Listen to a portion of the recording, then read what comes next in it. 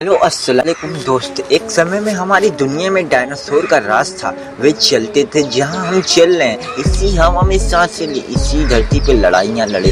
इन दैत्याकार बड़े विचित्र डायनासोर ने करीब 14 लाख साल तक इस धरती पे राज किया। इस डायनासोर की कई 1000 प्रजातियां थे। इनमें से कुछ शाकाहारी थे, कुछ मांसाहारी थे, तो कुछ शांत स्वभाव के थे। वहीं कुछ डायनासोर बहुत ही हिंसक और खतरनाक थे। समय के सबसे सफल जीव थे। लेकिन फिर अचानक ऐसा क्या हुआ? आखिर वह कौन सी घटना थी जिसने इनका नामो निशान ही मिटा दिया? हमें करोड़ों साल पीछे जाना होगा और डायनासोर के उस अंतिम दिन को करीब से देखना होगा। तो आइए चलते हैं आज से 65 मिलियन साल, 65 करोड़ साल पीछे। आज से करीब 65 साल करोड़ पीछे धरती पर मौसम सामान्य था। चारों ओर सूरज की रोशनी बिखरी हुई थी, लंबे लंबे पेड़ों से टकराती समुद्र की ठंडी हवाएं और चारों तरफ डायनासोर के चिल्लाने, चिंघाड़ने की आवाज़। 10 करोड़ साल पहले ही इनकी किस्मत लिखी जा चुकी थी। 10 करोड़ साल पहले एक छोटा एस्टेरॉयड का टुकड़ा जो सुदूर अंतरिक्ष से आ रहा था, वह पृथ्वी से लगभग 20 करोड़ मील दूर मंगल और बृहस्पति के बीच बने शुद्ध आग्रह बेल्ट में घूम रहे एक बड़े एस्ट्रोनॉट से जा टकराता है। इस टकराव से उस बड़े एस्टेरॉयड की दिशा बदल जाती है और वह क्षुद्र ग्रह बेल्ट से निकलकर सीधे पृथ्वी की ओर 22,000 मील प्रति घंटे की रफ्तार से बढ़ने लगता है। यह एस्टेरॉयड पृथ्वी से 3,84,000 किलोमीटर की दूरी पर था। अब धरती से शायद डायनासोर का अंत न होता यदि यह एस्टेरॉयड पृथ्वी के उपग्रह चांद से टकराता।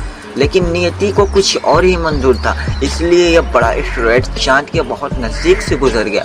40 किलोमीटर के व्यास वाला 2 ट्रिलियन मैट्रिक टन का ये एस्टेरॉयड प्रत्येक सेकंड के साथ साथ धरती के करीब बढ़ता जा रहा था। यह एस्टेरॉयड जब पृथ्वी के वातावरण के संपर्क में आया तो इसकी रफ्तार एकाएक 70,000 किलोमीटर प्रति घंटा हो गई। पृथ्वी के वायुमंडल में घुसते ही घर्षण की वजह से ये एक भयानक आग के गोले में बदल गया।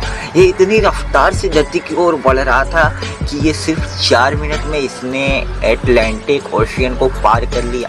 इसकी चमक इतनी अधिक थी कि धरती पर टकराने से पहले ही हजारों जीवों आग के इस जहरीले गोले को देखकर पूरी तरह से अंधे हो चुके थे। उस उल्का को देख नहीं पा रहे थे, लेकिन वह इसकी भयानक गर्मी को महसूस कर रहे थे। कुछ क्षण में ये एस्टेरॉयड मैक्सिको को खाड़ी के पास जमीन से टकरा 10,000 डिग्री सेल्सियस की ऊर्जा वाला एक भयंकर विस्फोट होता है। इस टकराव को विस्फोट लगभग 10 हाइड्रोजन बम के विस्फोट के बराबर होता है। इतना शक्तिशाली था कि इससे टकराते ही धरती की लाखों टन धातु अंतरिक्ष में चले गए।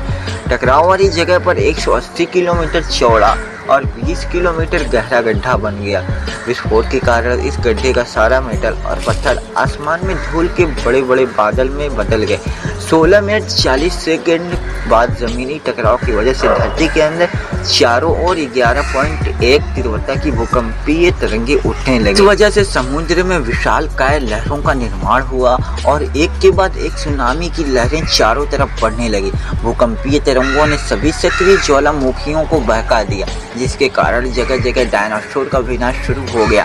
धरती के महाविनाश की प्रक्रिया आरंभ हो चुकी थी। इस भयानक विस्फोट के रेडिएशन की मात्रा इतनी बढ़ गई कि इसके 800 किलोमीटर के दायरे में आने वाले सभी जीव जलकर पूरी तरह राख के ढेर में बदल गए थे। इस महाविनाश में उड़ने वाले डायनासोर इन जमीनी खतरों से तो बच निकले, लेकिन ये महाप्रलय की बस शुरुआत मात्र थी। विस्फोट की वजह जो लाखों टन मेटल, पत्थर और धूल अंतरिक्ष में गया था, ग्रेविटेशनल पुल के कारण ठीक 40 मिनट बाद आग के गोले के रूप में पूरी धरती पर बरसने लगे। साथ ही धूल का एक बहुत बड़ा तूफान 6000 किलोमीटर प्रति घंटे की रफ्तार से पृथ्वी के दूसरी तरफ मौत लेकर आ रहा था। ये धूल के बादल कई किलोमीटर मोटे थे, जिसकी वजह से धरती पर सूरज की रोशनी का पहुंच पाना असंभव हो गया। गर्म हवाओं का तापमान 100 डिग्री सेल्सियस से ज्यादा हो जाने के कारण धरती पर पेड़ पौधों की लगभग सारी आबादी जलकर खाक हो गई। विस्फोट के 90 मिनट के बाद धरती का तापमान 200 डिग्री सेल्सियस तक बढ़ गया। इसकी वजह से डायनासोर विस्फोट के इलाके में कोसों मील दूर से वे भी इस गर्मी से बच नहीं पाए। इस महाप्रलय से धरती की कुल 90% प्रजाति पूरी तरह खत्म हो गई और जो 10% जीव धरती पे वैसे भी सिर्फ वही जिंदा रह सके जिनका वजन 30 किलोग्राम से कम था।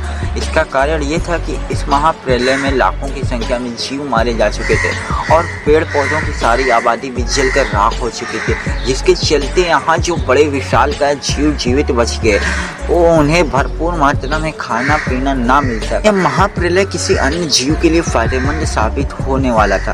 धरती पर डायनासोर का अंत एक छोटी प्रजाति के लिए सुनहरा अवसर लेकर आया था और वह प्रजाति थी मैमल्स।